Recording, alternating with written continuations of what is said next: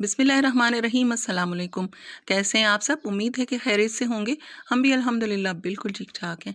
और ये है रमज़ान का फर्स्ट फ्राइडे और मैंने सहरी से व्लॉग स्टार्ट कर लिया है।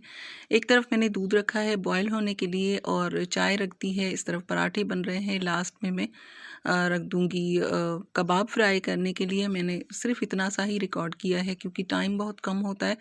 कभी सहरी का पूरा इंशाल्लाह आप लोगों से पूरी रूटीन शेयर करूँगी कि सहरी किस वक़्त करती हूँ, किस वक़्त उठती हूँ। लेकिन अभी फ़िलहाल मैं पराठे बना रही हूँ, दूध इसी वक़्त बॉयल करती हूँ क्योंकि दही फिर जमने के लिए रखना होता है। सुबह रखती हूँ शाम के लिए, इफ़्तार के लिए और इफ़्तारी के बाद फिर मैं दही रख देती हूँ सहरी के लिए। दही बहुत मुश्किलों से मिलता है और अच्छा भी नहीं मिलता है, तो मैं घर में ही बना लेती हूँ और आजकल काफ़ी रेट भी उसका बढ़ा हुआ है। इसके बाद फिर सहरी के बाद उसके बाद फिर मैं सो गई थी और ये है फिर 11:30 का तकरीबन टाइम और कुरान शरीफ पढ़ी हूँ, सूरह कहफ पढ़ी है, फिर जुम्मे की नमाज़ का टाइम हो चुका था तो नमाज़ पढ़ी और बहुत सारी दुआएँ की हैं। अल्लाह ताला सबको अपनी हिफ्ज़ व अमान में रखे और फिर से याद दिलाती हूँ मेरी बहन के लिए दुआ कीजिएगा कि उनकी तबीयत अभी तक बिल्कुल ठीक नहीं हुई है, तो उनके लिए बहुत सारी सबसे रिक्वेस्ट है कि मेरी सिस्टर के लिए दुआ कीजिए। अल्लाह उसे सेहत तंदुरुस्ती वाली ज़िंदगी अता फ़रमाए। और अब आ गई हूँ किचन में। दोपहर में किचन इतना क्लीन क्लीन लगता है, बहुत अच्छा लगता है साफ़-सुथरा। लेकिन ये है कि किचन को तो होना चाहिए, गंदा हो फिर हम इसे साफ़ करें। ज़ाहिर है पकाएँगे तो वो फिर ख़राब तो होगा, फिर उसके बाद क्लीन करेंगे। लेकिन दोपहर में मेरे घर में कुछ पकता नहीं है तो इतना साफ़-सुथरा रहता है। तो मैं फिर नमाज़ पढ़ने के बाद फ़ौरन आ गई थी किचन में क्योंकि मुझे चिकन निकाल कर रखना था फ्रीज़र में से। जब तक मैं थोड़ी देर के लिए लेट जाऊँगी या फिर कुछ काम कर लूँगी तो फिर ये शाम तक ये खुल जाए ताकि मैं शाम को आज मुझे कोरमा बनाना है। बिरयानी नहीं बना रही हूँ, फर्स्ट उसको रोज़े को मैंने बिरयानी बना ली थी। बीच में मैंने एक दिन भी खाना नहीं बनाया था। जिस दिन मैं खाना बनाती हूँ उस दिन मैं बहुत कम चीज़ें बनाती हूँ। सिर्फ़ थोड़े से पकोड़े बना लिए या फिर वो भी बच्चों के कहने पर, बहुत ज़्यादा कहने पर।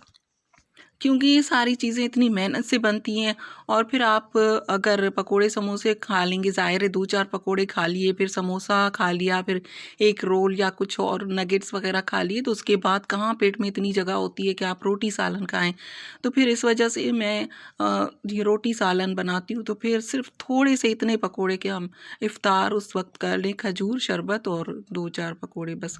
और बस ये फिर सालन बना रही हूँ, आज कोरमा बना रही हूँ। कोरमे की रेसिपी पहले बहुत मर्तबा बता चुकी हूँ, तो फिर मैंने नहीं बताया। एक तो गैस चली गई थी, मैं उस तरफ बना रही थी।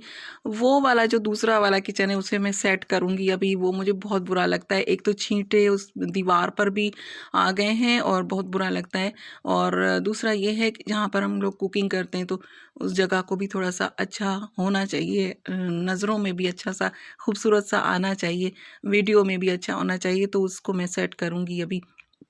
कोरमा मैंने थोड़ा-सा थिक बनाया था और अभी बना रही हूँ रायता। रायते के लिए पुदीना फ्रेश तो था लेकिन टाइम नहीं था। तो फिर अब मैं जो ड्राई करके रखती हूँ ना, उसी में से ही मैं वो रायता बना लेती हूँ। मेरी आवाज़ कहीं-कहीं पर रुक जाती है। आजकल वसीम बादामी की भी आवाज़ बैठी हुई है, तो ये तो सबके साथ चल रहा है। उन्होंने प्रोग्राम भी सहरी वाला बड़ी मुश्किलों से किया है, तो मेरी भी आवाज़ कहीं-कहीं पर बिल्कुल रुक जाती है।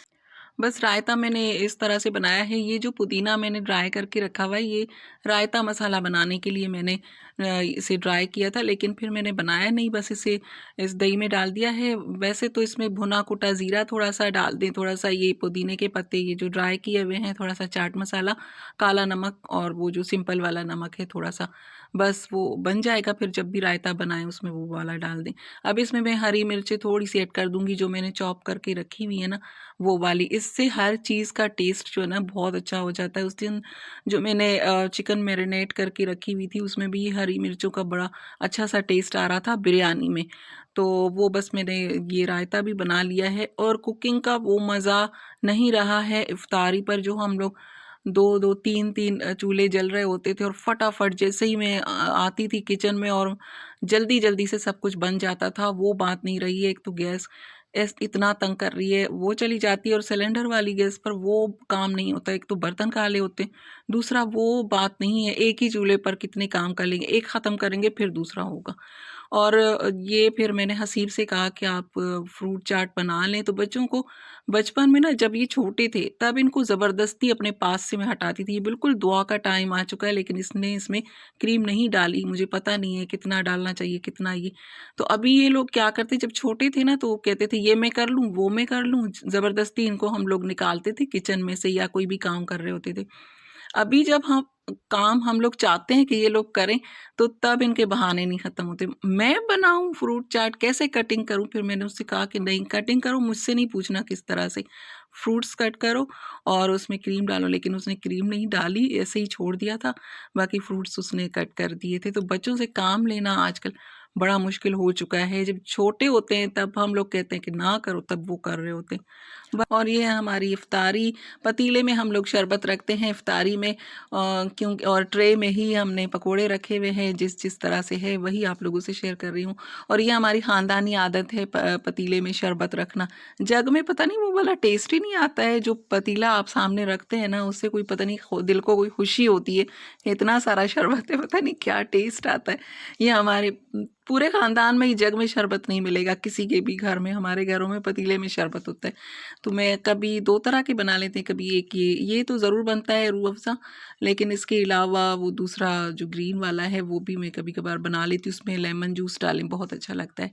अब थोड़ा-सा बस हम लोगों ने खा लिया था, नमाज़ पढ़ ली थी, उसके बाद अब खाना खाएँगे और फिर मैं बर्तन समेटूँगी। और बर्तन जो है ना वो आजकल मैं खुद पूरे बर्तन नहीं वॉश कर रही हूँ, रुमान मेरे साथ धुलवा देती। थोड़े बहुत जो कांच के बर्तन होते हैं, ग्लास वगैरह होते हैं, वो मैं उनसे कहती हूँ कि आप धो कर रखें। शाम को मेरे घर में चाय नहीं बनती है, और देखिए मैं इतनी चाय पीने वाली, पूरा दिन ही मैं बर्तनों की बात बाद में करते, पहले चाय की कर लेते हैं। तो मैं ना बिल्कुल नहीं पीती। पूरा रमज़ान में इफ्तारी में चाय नहीं बनाती हूँ, क्योंकि मैं पीती ही नहीं हूँ, मुझे नहीं पसंद, पता नहीं क्या हो जाता है। हाँ, तैयार कोई दे दे थोड़ी-सी चाय तो मैं पी लेती हूँ। मैं पूरे दिन में अगर मैं कहीं चली जाऊँ ना, मुझे 1-1 घंटे बाद अगर चाय मिल जाए ना, मैं पी लेती हूँ। मैं कहती हूँ बस मुझे ज़्यादा तलब हो रही होती है जब मैं कहीं पर चली जाती हूँ। घर में तो वैसे ही मुझे थोड़ी-थोड़ी सी चाय चाहिए होती है, लेकिन कहीं चली जाती हूँ तो ज़्यादा मुझे तलब होती है चाय की। लेकिन मैं पूरा रमज़ान इफ्तारी के बाद वाली चाय जो लोग इतनी पसंद करते हैं, मैं नहीं पीती हूँ। अजीब-सी बात है ना उन लोगों के लिए जो चाय के इतने शौकीन हैं, मेरी तरह से टी लवर्स हैं, तो मैं चाय नहीं बनाती हूँ शाम को। बस ये बर्तन जो हैं थोड़े बहुत मैंने वॉश कर लिए हैं। ये वाली प्लेट्स जो है ना, हम लोगों के देसी खानों में हल्दी होती है, तो अगर ये एक के ऊपर एक हम छोड़ देंगे ना तो ये येलो हो जाती है। वैसे मेरी हेल्पर ने कहा है कि आप बड़े वाले बर्तन छोड़ दें पानी से खंगाल के, मैं आकर वॉश कर लूँगी। बाकी जो शीशे वाले थे ग्लास वगैरह या कप होते हैं तो वो रुमान धो लेती है, कभी-कभार ये प्लेट्स भी धो लेती है। लेकिन ये फिर मैं रखती नहीं हूँ, क्योंकि इन पर दाग पड़ जाते हैं येलो वाले, वो फिर नहीं निकलते हैं इस तरह की प्लेट से। और अब आई थी सब्ज़ी, शाम को ही आई थी, लेकिन इसे मैंने वॉश नहीं किया था। अभी मैं इसे वॉश करके ड्राई करके फ्रिज में रखूँगी। और हम लोगों ने जो रमज़ान से 1 दिन पहले जो सब्ज़ी ली थी ना, जो चीज़ें ली थी, उन पर रेट इतना ज़्यादा बढ़ चुका है। जो मिर्चें मैंने ₹80 पाव ली थी, वो अभी ₹150 पाव मिली हैं। क्योंकि इतने दिनों की तो मेरी सब्ज़ी थी, जैसे मिर्चें वग़ैरह, हरी मिर्चें, हरा धनिया, लेकिन अभी मैं फिर दोबारा लेकर आई थी। और भिंडी इसलिए क्योंकि सहरी में बनती, सहरी में इनको अच्छी लगती है, तो अभी मैं इसे वॉश करके, और मैं चाह रही थी कि मैं कटिंग भी करके रखूँ, लेकिन इतनी हिम्मत नहीं थी, फिर मैंने इसे छोड़ दिया। लेकिन इसे धो के ड्राई करके सहरी तक ये ड्राई हो जाएगी, फिर मैं इसे रख दूँगी फ्रिज में, फिर बाद में कटिंग करूँगी। रुमान से मैंने कहा था भिंडी धो के रखो, उसने जाली में ही उसे धो के रखा था, और इसमें फिर से मैंने इसे वॉश किया। मैंने कहा कि भिंडी इस तरह से नहीं धोते हैं, खुले पानी में धोना होता है। इसमें से फिर इतनी सारी मिट्टी दोबारा निकली है। बच्चों से हम काम लेते तो हैं, लेकिन वो बात नहीं होती है जो हम अब खुद कर रहे होते हैं। हरी मिर्चें मैंने उसके लिए ली हैं, पकोड़ों के लिए। और इस मर्तबा मैंने हरी मिर्चों के पकोड़े अभी तक नहीं बनाए। जो छोटी वाली हरी मिर्चें हैं उसके अंदर तो मसाला अलग से भरते हैं, लेकिन जो बड़ी वाली हरी मिर्चें हैं उसके अंदर, जो उस दिन मैंने आलू के वो पकोड़े बनाए थे ना, बॉयल करके आलू, और उसमें फिर वो कचरी पाउडर, जो मैं पूछ रही थी कि इसे क्या कहते हैं, उस वक्त मैं भूल गई थी उसे। किसी ने मुझे कमेंट करके कहा है कि आमचूर कहते हैं, तो हाँ, आमचूर उसमें डालते तो वो खट्टा हो जाता है। तो वो मिर्चों के अंदर भर के और उसके बाद उसे फ्राई करते तो वो खाने में बहुत अच्छे लगते हैं। तो वो अभी तक मैंने नहीं बनाए हैं, मिर्चें लेकर आई हूँ वो बनाएंगे। सब्जियां अभी ड्राई होने के लिए रख दी हैं। किचन का एक और चक्कर लगता है इस वक्त, जबकि सालन जो बच गया है उसे मैंने इस बॉक्स में भर के रखना है। और ऑयल जो रखा हुआ है वो उस वाले जग में भर के रखूँगी। जो मैंने 2 जग रखे हुए हैं, एक में फ्रेश वाला ऑयल और एक में जो बच जाता है पकौड़ों का और फ्राई से जो ऑयल बचता है वो मैं उसमें रखती हूँ। तो वो अभी डाल के रखना है, ये काम अभी तक है किचन का। और ये कोरमा जो है बचा हुआ ये मैं रखूँगी, क्योंकि कोरमा जितना रखा हुआ होगा ना उतना ही टेस्टी होता है। 2-3 दिन का आप रखा हुआ कोरमा गरम करें ना और ज़्यादा अच्छा लगता है। मैं तो उस वक्त पकाती हूँ तो उस वक्त इतना टेस्ट नहीं आ रहा होता। जब आप उसे रख के उसके बाद गरम करते हैं ना तो उसका तो टेस्ट ही अलग होता है। फ्रिज में जगह बनाना बड़ा मुश्किल है। ये चीज़ के पीसेस मैंने काट कर रखे थे पकोड़े बनाने के लिए, जो कि अभी नहीं बने हैं, और वो मैंने सालन रख दिया है। और थोड़ा सा जो सालन है कढ़ाई में वो सहरी में काम आएगा, और हेल्पर के लिए मैंने रखा है। ऑयल अभी तक मैंने जग में नहीं भरा है, वो मैं भर दूंगी।